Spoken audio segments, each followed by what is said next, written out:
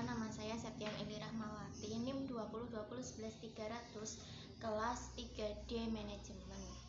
Di sini saya akan mempresentasikan mengenai analisis strategi pemasaran PT Indosemen Tunggal Prakarsa Tbk. Yang pertama yaitu mengenai profil PT Indosemen Tunggal Prakarsa Tbk. PT ini didirikan berdasarkan Akta Nomor 227 tanggal 16 Januari 1985 yang dibuat di hadapan Notaris Ridwan Suselo SH dan telah diumumkan dalam Berita Negara Republik Indonesia atau BNRI Nomor 57. Tambahan Nomor 946 tanggal 16 Juli 1985 dengan nama PT Inti Cahaya Manunggal. Nama perseroan kemudian diubah menjadi PT Indosemen Tunggal Prakarsa berdasarkan Akta Nomor 81 tanggal 11 Juni 1985 yang dibuat di hadapan Beni Kristianto SH, Notaris Publik di Jakarta, dan telah diumumkan dalam BNRI Nomor 75 tambahan Nomor 947 tanggal 16 Juli 1985. Namun demikian, cikal bakal pendirian perseroan sejatinya telah dimulai sejak tahun 1975 yang ditandai dengan berdirinya PT Distins Indonesia Semen Enterprise atau DC yang memiliki pabrik semen dengan kapasitas terpasang sebesar 500.000 ton di wilayah Citarap, Jawa Barat. Pendirian DC kemudian disusul dengan berdirinya perusahaan dan pabrik lainnya.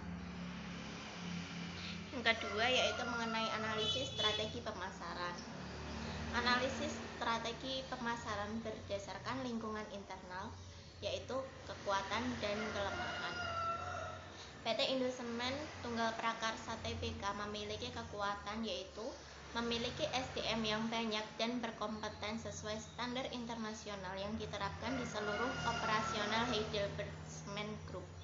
Memiliki brand image yang kuat, akan memudahkan produk masuk ke pasar yang baru dan merupakan salah satu pemimpin pasar industri yang akan membantu dalam kegiatan ekspansi PT Indosemen.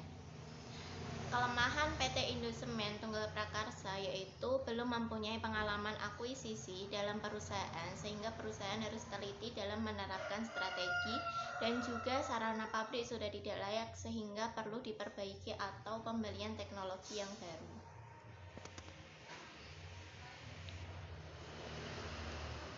Dilihat dari lingkungan eksternal, PT Indosemen Tunggal Prakarsa memiliki peluang dan tantangan.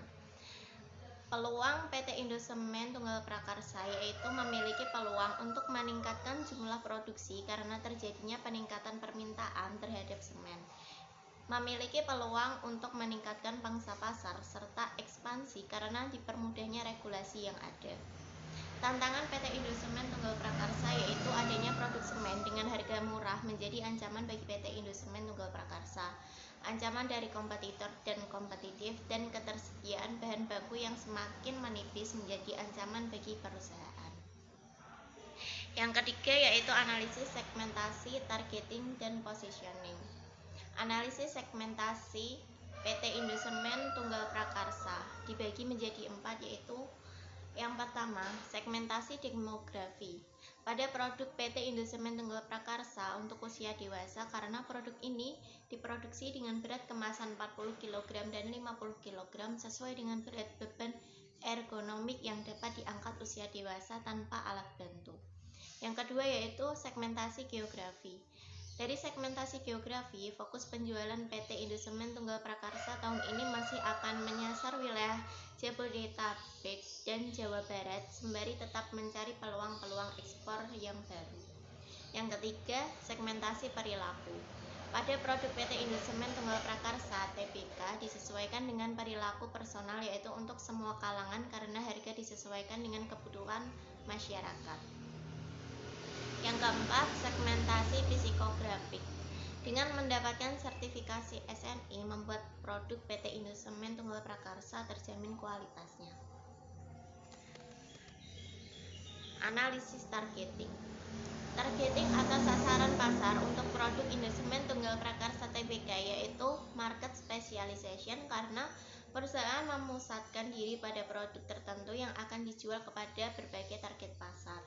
Ada dua, yaitu untuk pabrikan dan konsumen untuk proyek. Konsumen proyek menjadi targeting PT Indosemen Tunggal Prakarsa karena semen merupakan komponen penting dalam bangunan sehingga dibutuhkan dalam pembangunan proyek besar yang banyak dilakukan di Indonesia.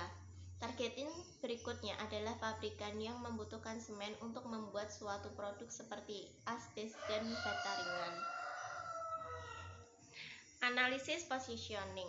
Analisis positioning pada PT Indosemen Tunggal Prakarsa yaitu berdasarkan performance benefit factor.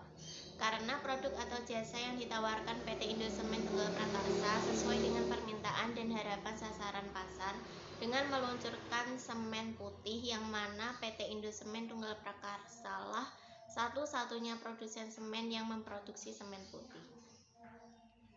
Yang keempat yaitu analisis strategi produk. Dibedakan menjadi 3, yaitu jenis produk, kualitas produk, dan desain kemasan produk. Jenis produk PT Indosemen Tunggal Prakarsa yang pertama yaitu semen Portland Composite atau PCC, yang kedua OPC jenis 1, 2, dan 3, yang ketiga semen sumur minyak, yang keempat semen putih, yang kelima Asian Putih TR30, beton siap pakai, agregat, dan semen Portland Pozzolan. Kualitas produk PT Indosemen Tunggal Prakarsa yaitu dengan menjaga kualitas produk dengan cara berkomitmen untuk menjaga konsistensi mutu dengan menerapkan kebijakan mutu yang menjamin hasil mutu dari produk yang dihasilkan memiliki kualitas yang secara konsisten memenuhi persyaratan. Desain kemasan produk pada PT Indosemen Tunggal Prakarsa yaitu mencantumkan spesifikasi produk termasuk kandungan di dalamnya, petunjuk penggunaan, dan prosedur keselamatan.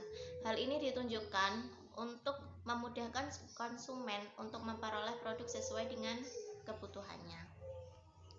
Yang kelima yaitu analisis strategi harga.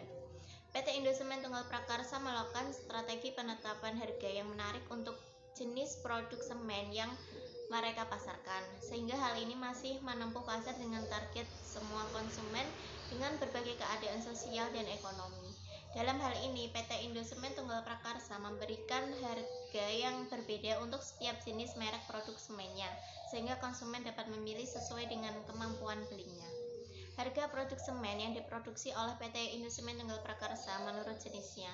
Yang pertama, Portland semen atau PC dengan berat 50 gram dijual dengan harga 50.000. Portland Composite semen atau PCC dengan berat 50 gram dijual dengan harga 70.000. Semen putih atau white semen dengan berat 40 kg dijual dengan harga Rp95.000. Asian Putih TR30 dengan berat 40 kg dijual dengan harga Rp100.000. Yang keenam yaitu analisis strategi distribusi. Indosemen memiliki 3 kompleks pabrik, yaitu Kompleks Pabrik Citarap, Kabupaten Bogor yang memiliki 10 pabrik, Kompleks Pabrik Cirebon, Kabupaten Cirebon yang memiliki 2 pabrik, dan Kompleks Pabrik Tarjun, Kabupaten Kota Baru yang memiliki 1 pabrik. Indosemen juga memiliki terminal-terminal semen yang terletak di seluruh penjuru tanah air yang berguna memperkuat jaringan distribusi semen kantong maupun semen curah.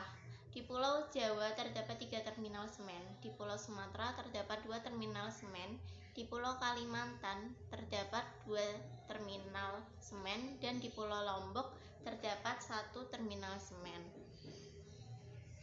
Kegiatan distribusi dan logistik PT Indosemen Tunggal Prakarsa. 1. Indosemen mengoperasikan terminal apung di Konawe sejak bulan Mei 2020 yang melayani distribusi semen curah untuk proyek smelter nikel di Sulawesi Tenggara dengan total output di tahun 2020 sebanyak 177 ton. Indosemen mengoperasikan gudang petek di Semarang sejak bulan Maret 2020 dengan kapasitas gudang 1.200 ton untuk meningkatkan distribusi kantong semen ke daerah Jawa Tengah menggunakan moda transportasi kereta api dengan total output di tahun 2020 sebanyak 48 ton. Indosemen mengoperasikan Palet Manajemen dan Monitoring System atau PMMS sejak bulan Mei 2020 dengan perputaran palet sebanyak kurang lebih 150.000 palet per bulan. Fungsi utama PMMS adalah melakukan kontrol dan pengawasan palet baik secara kuantitas maupun kualitas sebelum melakukan pemuatan semen di pabrik serta mengurangi kantong semen pecah atau sobek akibat kondisi palet. Yang ketujuh yaitu analisis strategi promosi.